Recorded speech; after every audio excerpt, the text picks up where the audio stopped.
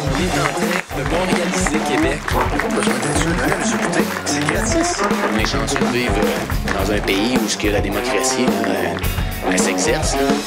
Oh, Olivier, hey, Dieu qui fait chaud dans ce place-là. Vous savez que notre petit recherchiste, il joue c'est fin, ça. le petit gars qui ouvre la porte. Vous êtes très gentil. Il est utile, finalement. Là. Ben oui, mais Ouais. en ce samedi, là, il fait chaud. Ouais. OK, allez-y. Oui, bien d'abord, Jean-Philippe, soulignons le bon coup de Radio-Canada et de notre amie Anne-Marie Dussault qui a obtenu une entrevue avec un lanceur d'alerte de calibre international. Lundi 25 mars, ce soir, une édition spéciale de 24/60. Le Canada, terre d'accueil pour des anges gardiens d'Edward Snowden, le grand lanceur d'alerte. Edward Snowden, c'est mon nom de lanceur d'alerte préféré après Deep Throat et Ma Chouette. Sinon, j'aimerais revenir sur un sujet que je vous avais parlé il y a 2 semaines, le cartel du FM 93 et de l'animateur Sylvain Bouchard. Je vous rappelle le concept, c'est un groupe d'achat comme Groupon, mais organisé par une station de radio pour combattre la corruption des lobbies qui nous manipulent et ou pour faire augmenter ses codes d'écoute en période de sondage. Et la semaine dernière, on a enfin appris quel premier achat de groupe ils allaient combattre le capitalisme sauvage. Alors, j'ai nommé le steak haché. Le steak haché. Ça a été parmi donc les items les plus demandés de la viande hachée. Es-tu capable pour le cartel de nous négocier un prix jamais vu? La commande est lourde. Oui, sauver le monde à coups de boulettes de steak haché. Effectivement, la commande est lourde. Lourde comment? 1,5 tonnes. C'est plus d'1,5 tonne de viande hachée, maigre, de qualité supérieure, à un prix imbattable. Sauvait facilement entre 20 et 30 $ par couple, là. Par famille. Merci donc aux gens qui se sont déplacés. Vous êtes des pionniers. Il y en a qui ont fait le line-up pendant 20 minutes, pendant quasiment 1 heure dehors. Ah oui. Dans ta face, le lobby du pâté chinois, faut vouloir quand même prendre son char, être pogné dans le trafic du 2e lien, dépenser du gaz, aller faire la file pendant 1 heure pour économiser 20$. Et d'ailleurs, on rappelle aux membres du cartel de bien faire cuire leur viande hachée. Leur viande hachée.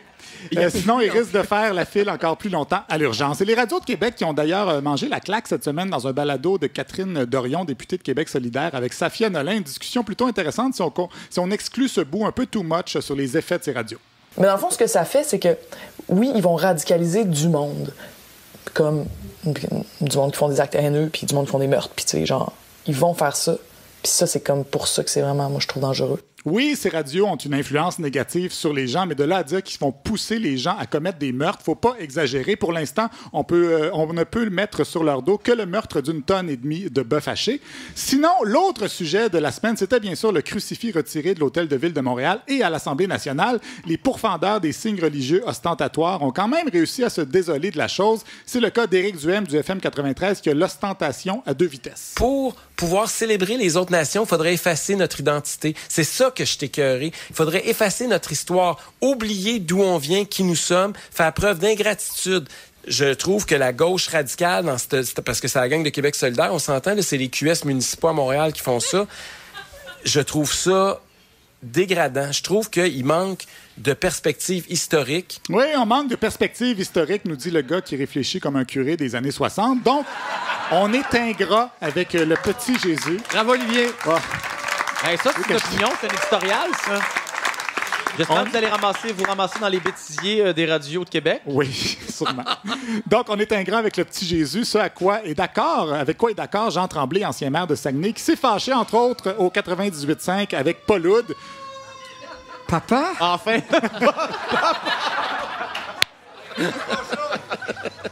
Ah, c'est vrai, il était pompier, votre père? Oui. C'est vrai? Ça aurait été un peu stretché. Hein? Donc, selon Jean Tremblay, on s'attaque à quelqu'un qui n'a jamais fait de mal à personne, Jésus. Je vois pas pourquoi on a cette rancune contre le crucifix. D'abord, il représente quoi, le crucifix? Il représente un homme qui est arrivé ici il y a 2000 ans. Puis cet homme-là, on n'a rien à lui reprocher. Aucune de ses paroles n'est critiquée par qui que ce soit. Mais on n'est plus capable de le voir. Bon, moi, j'aurais quand même des bémols. Je suis quand même un peu critique de Jésus. Je vous rappelle que la Bible dit « On lui amena des petits-enfants afin qu'il les touchât. Mais les disciples reprirent ceux qui les amenaient. Jésus, voyant cela, fut indigné et leur dit « Laissez venir à moi les petits-enfants. » Je pense qu'il n'a pas nécessairement donné le bon exemple dans ce cas-ci. Voyons. Et je devrais peut-être pas dire ça, en fait, parce que, selon Jean Tremblay, c'est très, très, très risqué de s'attaquer au petit Jésus. Il y a des gens qui pensent que quand ils vont mourir, là, ils vont aller rejoindre le Christ. Il y a 1 milliard de personnes sur la Terre qui croient ça, qui vont aller le rejoindre. Moi, je trouve qu'ils sont pas peureux, ceux qui décrochent les crucifix. Je sais pas si vous lisez les menaces entre les lignes, là, mais ceux qui décrochent le crucifix sont pas peureux. Ils pourraient se ramasser en enfer. Et comme dirait Jean-Sébastien avec le baptême, pourquoi prendre cette chance? Il faut dire que M. Tremblay a quand même une conception assez spéciale du monde. Vous, M. Tremblay, trouvez-vous que la loi de Dieu est plus importante que la loi des hommes? Bien, c'est sûr. C'est sûr que je trouve ça. Ben oui, la loi de Dieu est bien plus importante que celle des hommes. Pardon? Sûr. Bien sûr, ça, voyons donc. La loi de Dieu est plus importante que la loi qui est votée démocratiquement dans l'Assemblée nationale au Québec. Faut être orgueilleux de poser une question de même. Là. C'est de dire que les hommes sont plus forts que Dieu. Mais lui, en même temps, il était maire au lieu d'être curé. Oui, exactement. C'est comme quelqu'un qui joue de la basse au lieu de chanter. C'est à peu près ça, ouais.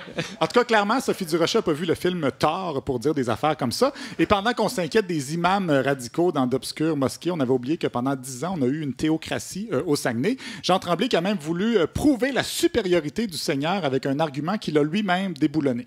D'ailleurs, donnez-moi une loi du Québec, donnez-moi-en une.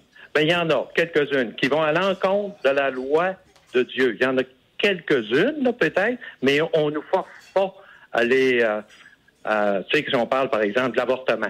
On ne nous force pas à nous faire avorter. Non, on ne nous force pas. Non. En même temps, on ne connaît pas l'opinion de Jésus sur le cellulaire au volant ou sur les pneus d'hiver obligatoires. Peut-être que lui, il aurait été pour la liberté de choix des pneus. C'est quand même lui qui a inventé l'aquaplanage en marchant sur l'eau. Bravo! Hey, ça, là, il a travaillé là-dessus, cette blague-là. J'imagine! Pas sorti de ça? Ben non. Toujours dans le domaine du Seigneur, vous avez sans doute vu qu'un prêtre a été poignardé à l'oratoire Saint-Joseph, mais la porte-parole du lieu de culte a assuré que l'oratoire était sécuritaire. Il y a de la sécurité à l'oratoire 24 heures par jour, 365 jours par semaine. C'est comme ça que Dieu a eu le temps de créer l'univers en une semaine. Il faisait des semaines de 365 jours. Sinon, plusieurs services d'autobus au Québec ont été perturbés cette semaine en raison de problèmes mécaniques. C'est le cas de certains autobus de Montréal, ce qui a inquiété la mairesse Valérie Plante. Les autres grandes villes là, se retrouvent également avec des autobus cloués au sol. À Montréal, on a une grande flotte. On s'en tire quand même assez bien.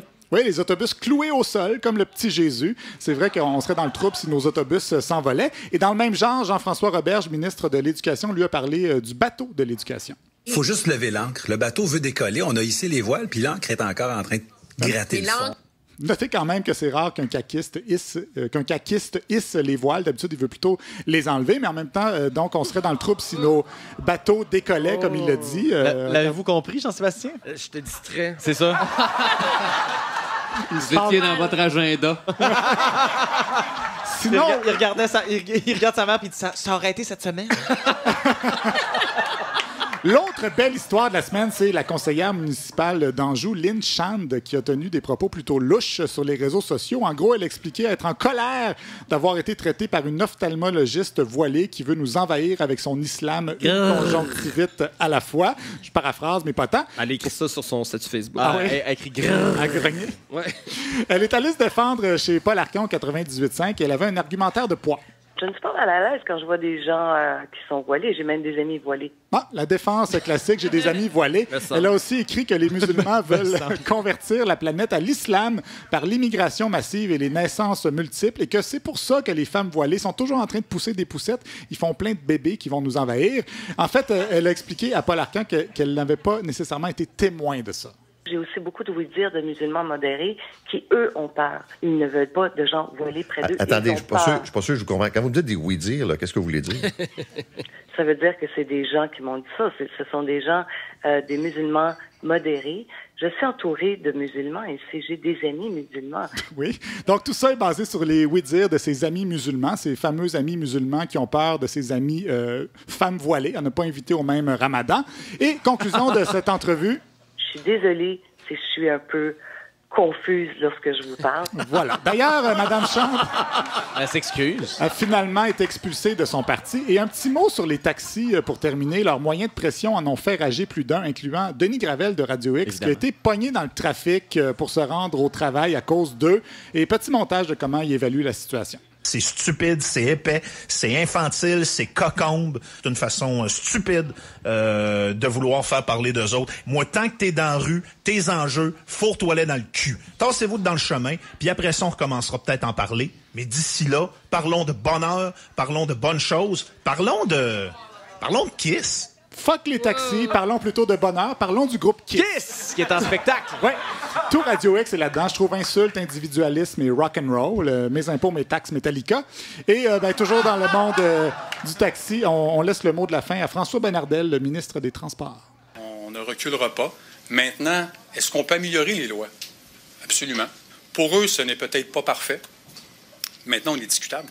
Alors, tenez-vous-le pour dire à la CAQ qu'ils sont discutables, Jean-Philippe. Merci, Olivier. Olivier Niquette, mesdames et messieurs.